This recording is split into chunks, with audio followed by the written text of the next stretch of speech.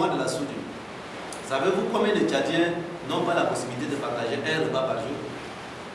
4 millions. 4 millions de Tchadiens n'ont pas la possibilité de partager un repas par jour dans un pays comme le nôtre. C'est une honte nationale. Et parfois, nous collectons des aides de l'étranger pour nourrir notre peuple dans un pays aussi vaste avec autant de richesses. Et là, quand on nous envoie la nourriture ou des moyens pour acheter à manger, on ne parle pas d'ingérence alimentaire.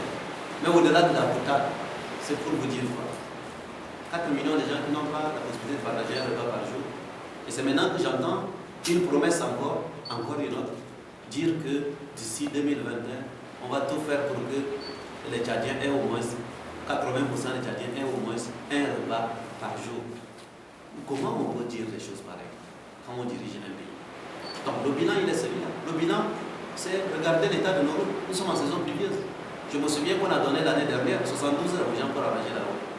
Vous devez demander de faire déjà le bilan de cette promesse qui a été faite l'année dernière. Avez-vous l'impression que l'état des routes a changé? Non.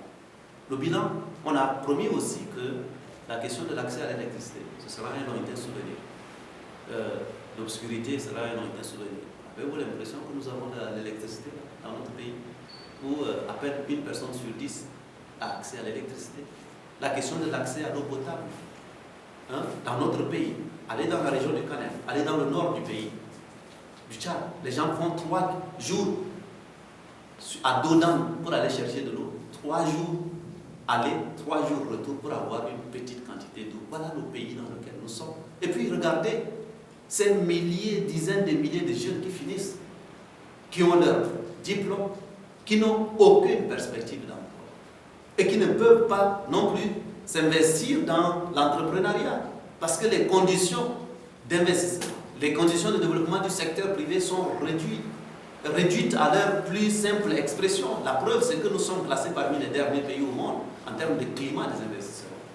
Et même des partenaires de notre pays classique qui investissent souvent au Tchad, aujourd'hui ne viennent plus. Allez sur le site de l'ambassade de France, vous verrez que le Tchad est déconseillé ou fortement déconseillé, à la fois aux investisseurs, à la fois aux touristes. Donc ça veut dire même les conditions sécuritaires ne sont pas réunies pour faire venir les touristes, pour faire venir les investisseurs. Le bilan, c'est aussi ce pays dans lequel l'injustice est complètement instituée au point où les gens se livrent maintenant à l'autojustice, à défaut de croire dans la justice. Les règlements intercommunautaires, les règlements de compte, je dois dire, intercommunautaires, auxquels nous faisons face, où les gens se tuent par dizaines, par centaines. Ça a eu lieu récemment à Béré, vers l'Aïe. Ça a eu lieu à Béché, dans le Wadaï. Et un peu partout dans le pays, vous assistez à cela. Tout ça pourquoi? Parce que nous avons un État absent, un État qui n'est plus audible. Le bilan, il est celui-là. Le bilan, c'est aussi, et c'est catastrophique, au-delà des mots, au-delà des chiffres, c'est la réalité, la dure réalité des gens qui ne peuvent même pas se soigner dans les hôpitaux. Allez à l'hôpital général de référence nationale de Djamena ici. Aux urgences, il n'y a même pas de médicaments, il n'y a même pas de pharmacie. Donc, je vous laisse deviner le sort des gens qui sont dans les milieux ruraux et tout ça. Le bilan, il est aussi celui-là. Le bilan, c'est enfin un pays qui, sur tous les classements importants, internationaux et derniers, nous avons 4,5 millions d'enfants qui quittent le banc de l'école avant l'âge de 15 ans. Ceux-là, quand ils vont avoir 30 ans, qu'est-ce qu'on fera d'eux? Enfin, vous avez parlé d'économie. Le bilan, c'est aussi, surtout l'économie. Vous savez, le taux de croissance démographique du Tchad est de 3,6% par an. Ça veut dire que pour neutraliser ce taux de croissance démographique, chaque année, il faut faire un taux de croissance économique de 3,6% minimum. Donc, pour neutraliser, il faut 3,6%. Ensuite, pour commencer à créer de la richesse qu'on peut partager, il faut en plus de ces 3,6%-là, faire un taux minimum de 2,5% à 3%. Donc ça veut dire que minimum il faut faire 7,6% pour, donc arrondissons à 8%, pour être capable de combler et de commencer à résorber un peu, même y compris le chômage.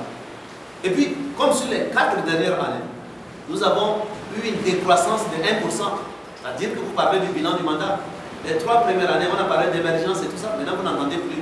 Parce que les 3 dernières années qui viennent de passer, dans le mandat, on a eu moins 1% de croissance. Ça veut dire qu'on a perdu. Il y a le moins 1 auquel il faut ajouter les 3,6, ça fait 4,6% de rattrapage à faire. Donc les 8%, il faut ajouter à ça les 4,6% et faire un taux de croissance de moins 11 à 12% sur les 5 prochaines années pour rattraper ce qu'on a perdu sur les 5 dernières années.